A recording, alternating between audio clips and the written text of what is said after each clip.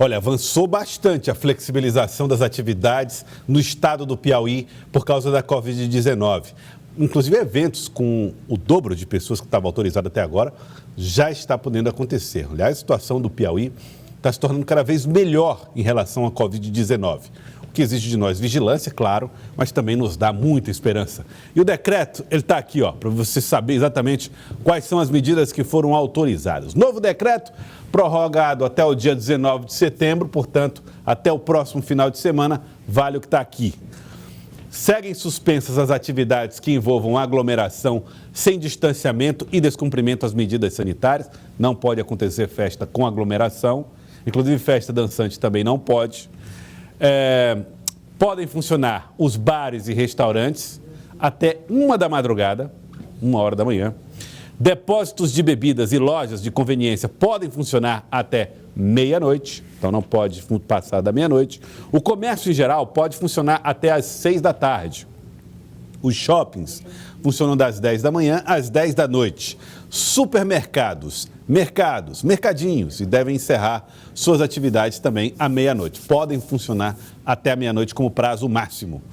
Também o decreto diz que poderão ser realizadas atividades sociais, culturais e artísticas com público máximo de 200 pessoas, observando o distanciamento mínimo de 2 metros. Então, pode ter público com 200 pessoas. O toque de recolher permanece no estado, obedecendo o horário de 2 horas da manhã até as 5 horas. Então, tem 3 horas ali onde não pode circular ninguém, de acordo com a decisão do governo do estado, de acordo com o decreto que foi assinado pelo governador Wellington Dias e que vai vigorar até o dia 19 de setembro. Vamos lembrar que nós já tivemos toque de recolher aqui ao longo da madrugada inteira, começando às 11 da noite, indo até às 5 da manhã.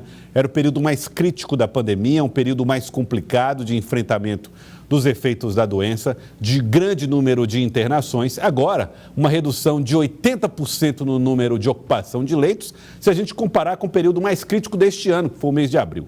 Então, um outro cenário e a flexibilização acontecendo. A Gorete Santos está ao vivo, fala para nós a respeito das medidas e fiscalizações que serão realizadas em torno desse decreto. Gorete Santos, mais uma vez, boa tarde, Gorete. Boa tarde mais uma vez, Jossa, a você e a todos. Olha, quem trabalha nesse segmento comemora, essa decisão do governador Wellington Dias. Lembrando que esse decreto ele vale por prazo de uma semana, Começa hoje, vai até domingo, semana a semana, é feita uma nova reavaliação dessas medidas de flexibilização de atividades econômicas. E, claro, chama bastante atenção nesse novo decreto, especialmente esses eventos festivos, culturais, e a quantidade de pessoas, que agora é o dobro da anterior, 200 pessoas no máximo. A gente vai continuar falando sobre esse assunto agora com a diretora da Vigilância Sanitária Estadual, a doutora Tatiana Chaves, está aqui conosco. Eu começo, na verdade, com esse questionamento em relação à quantidade de pessoas, são 200 no máximo, mas isso vai depender também do espaço que você tem para oferecer, das condições desse espaço também. O que envolve essa decisão, doutora? Boa tarde. Boa tarde a você, Gorete. Boa tarde a Joel. A decisão é pautada justamente na conjuntura atual. E essa conjuntura atual permite justamente vários aspectos que os membros do COI, do Centro de Operação Emergencial, levaram em consideração para as decisões e recomendações. A questão técnica, a questão científica e a questão legal. A outra situação é a questão epidemiológica, sanitária e ocupacional, que nos permite, como também os indicadores da assistência. Nós temos aí os indicadores em relação ao número de casos, ao número de leitos clínicos e leitos de UTI, e outra situação que também é avaliada é a questão da vacinação. Então, esses critérios permitem a tomada de decisão pelos membros do COI, mas a gente faz um alerta. A abertura, a flexibilização é com responsabilidade de todos. Ela é individual, de cada um de nós enquanto cidadão, de cumprir as medidas, como também de todos os empresários que estão envolvidos nessas atividades econômicas. E para que a gente tenha economia sustentável, a gente precisa ter saúde de todos, né? Então, por isso que essa flexibilização é feita dessa forma, levando em consideração esse aumento de 200 mais. Não podemos ter aglomeração, gente, não podemos ter banda e nem palco, e ao redor do palco termos dança, tá? A pessoa em pé não consegue manter distanciamento.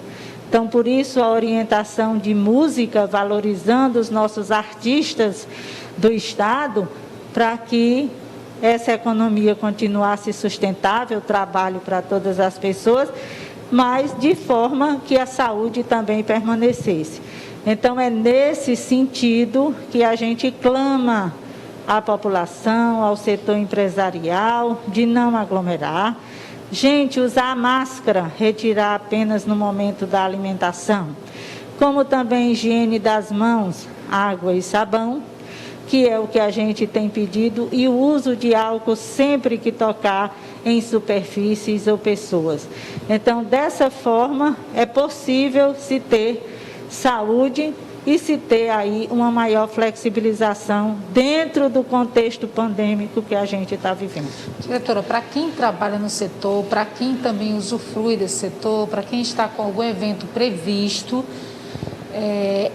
vamos esclarecer em que pontos realmente, né, essas medidas elas são seguras e elas são permitidas. Por exemplo, são 200 pessoas no máximo. Como eu fico sabendo, se aquele espaço que eu vou frequentar, ou que é o meu de propriedade, eu posso colocar essas 200 pessoas, né? Que distanciamento e que outras medidas estão envolvidas nessa autorização de 200 pessoas em determinado espaço? É bom que fique bem claro que as empresas, ela tem que fornecer para todos nós, clientes, consumidores, as condições adequadas de segurança. Essas condições são distanciamento, isso a gente repassa essa situação a cada 2 metros, e aí a gente tem a métrica a ser seguido, que a gente tem orientado o serviço, e como também é importante que os serviços forneçam a utilização do álcool para que todos possam fazer uso a cada vez que achar necessário. Joyce, tem uma pergunta. Eu sei que a nossa realidade, ela é até certo ponto muito boa. Leitos cada vez menos ocupados, a situação realmente dá ao piauiense uma aparente tranquilidade. Pergunta que eu faço para a senhora é a seguinte: a possibilidade da variante Delta no Piauí muda em que o trabalho e o esforço da vigilância sanitária e no combate à Covid-19? Qual é a responsabilidade maior que a população passa a ter caso essa variante tenha de fato entrado no Piauí? Na verdade, essa responsabilidade não é só da vigilância, a responsabilidade é de todos os entes, públicos e privados, profissionais da saúde, da assistência e da prevenção, como também da população. É lógico que a variante Delta, ela pode estar circulando entre nós, até porque nós temos uma grande circulação de pessoas. E isso você sabe que facilita a chegada e a transmissão.